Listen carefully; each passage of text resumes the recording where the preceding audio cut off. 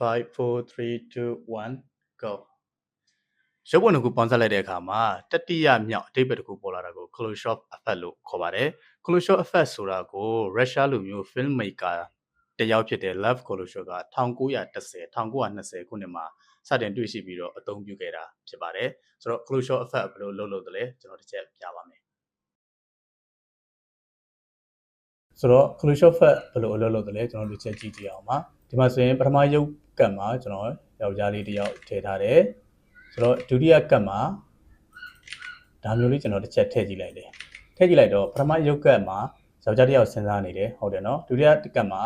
အစားတောက်ပြလိုက်တော့ဒီနှစ်ကတ်ကိုပေါင်းကြည့်လိုက်တဲ့အခါမှာဒီလူက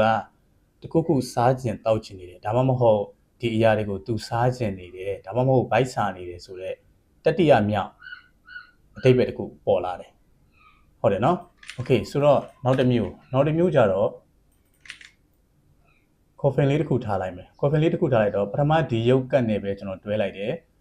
coffin ထားလိုက်တော့ဒီလူတွေးပြီးတော့စဉ်းစားနေတယ်ဘာတွေစဉ်းစားနေလဲသူတစုံတစ်ယောက်ကိုတစ်ခုခုလုပ်ဖို့လားဒါမှမဟုတ်သူကိုယ်တိုင်တစ်ခုခုစမ်းကျင်လို့လားအဓိပ္ပာယ်ကတော့ပြောင်းသွားတယ်ဟုတ်တယ်နော်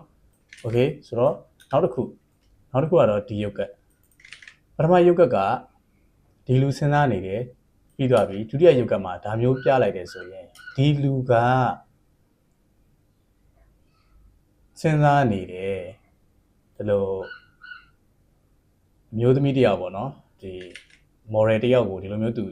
တွေးပြီးတော့စဉ်းစားနေတယ်ဆိုရင်ဒီလူကဘာကြီးလဲဒီဘက်ကဘာတွေစဉ်းစားနေရလဲဒီဘက်ဟိုနှာဝီလားအစားရှိဖြစ်ပေါ့နော်ဒါမျိုး